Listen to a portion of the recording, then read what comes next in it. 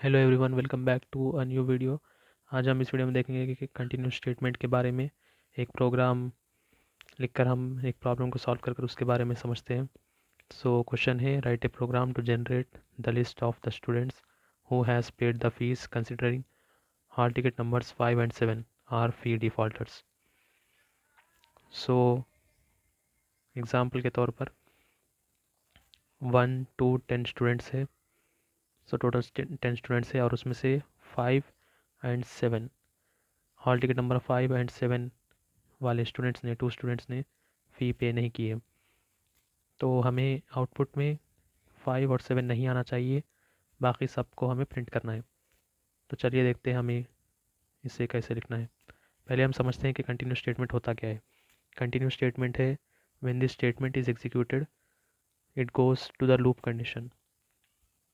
When this condition is executed it goes to the loop condition,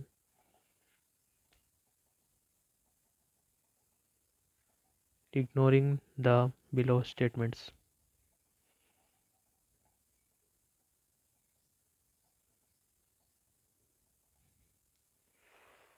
अब हम इसे एक प्रॉब्लम कर कर समझते हैं। तो पहले हम, जैसा कि सी लैंग्वेज में शुरू में हमें लिखना होता है इंक्लूड stdio.h और मेन फंक्शन जो हर प्रोग्राम में कांस्टेंट होता है। इसके बाद हम एक वेरिएबल लेंगे इंटीजर a, जो a इज इक्वल्स टू 1, क्योंकि हम इसे 1 से स्टार्ट करेंगे। और क्लियर स्क्रीन। उसके बाद आता है मेन पार्ट जो है while a is less than और इक्वल टू 10। अगर a 10 के इक्वल है या फिर कम है, क्योंकि हमारे पास 10 स्टूडेंट्स है, 10 हॉल टिकट नंबर से, इसलिए हमने ये कंडीशन लिखा।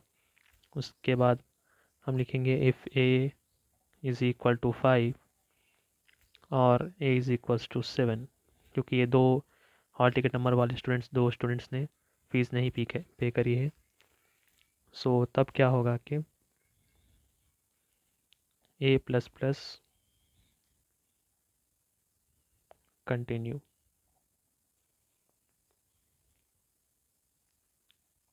और हम इसे क्लोज कर देंगे। उसके बाद हम लिखेंगे प्रिंट एफ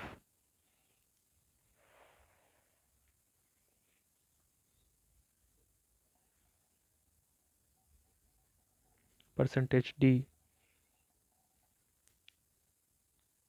जो कि इंटीजर a में है।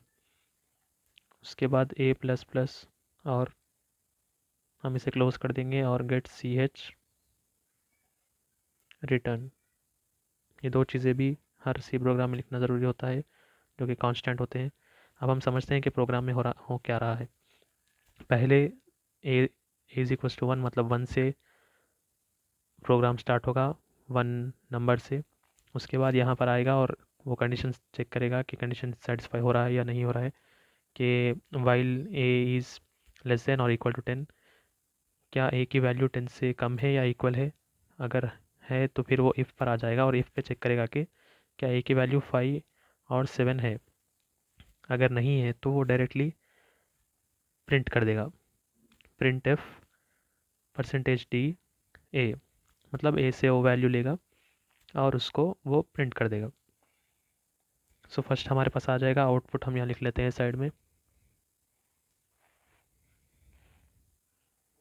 आउटपुट हमारे पास फर्स्ट आएगा कि 1 नंबर आएगा, उसके बाद ए प्लस प्लस, मतलब 1 प्लस प्लस, यानी 1 प्लस 1 इक्वल टू 2, मतलब 2, यहाँ पे 1 2 में बदल जाएगा। फिर ये वापस यहाँ पर आएगा और फिर कंडीशन देखेगा कि क्या है 10 से इक्वल है या फिर 10 से कम है। अगर 10 से ऑब्वियसली ये छोटा है 2, तो फिर बाद में फिर ये यहाँ पर आ जाएगा और फिर 2 प्रिंट हो जाएगा। इसी तरह 3 भी प्रिंट हो जाएगा, 4 भी प्रिंट हो जाएगा। जब ये 5 तक पहुँचेगा तो यहाँ पर ये इक्वल टू 5 है, तो ये कंडीशन सेटिस्फाई हो रही है। फिर यहाँ आकर हमें इन दोनों को प्रिंट नहीं करना है, तो इसलिए हमने यहाँ पर a++ लिखा है, जिससे 5++ मतलब 5 6 में बदल जाएगा, 5+1। सो फिर कंटिन्यू स्टेटमेंट, मतलब ये अब ये सारे ब्लॉक ऑफ कोड को इग्नोर कर देगा कंटिन्यू स्टेटमेंट, और ये डायरेक्ट a++ जो वैल्यू चेंज हुई है 5+1 6 जो बन गई है वो यहाँ पर आ जाएगा, जिससे कि ये प्रिंट ही नहीं होगा, मतलब ये ब्लॉक ऑफ कोड एग्जीक्यूट नहीं होगा। क्योंकि ये प्रिंट ही नहीं होगा तो आउटपुट में भी ये शो नहीं करेगा। फिर 6 यहाँ पर आ जाएगा और ये सेटिस्फाई होगा, फिर 6 इसमें नहीं है, फिर यहाँ पर आ जाएगा और 6 प्रिंट हो जाएगा।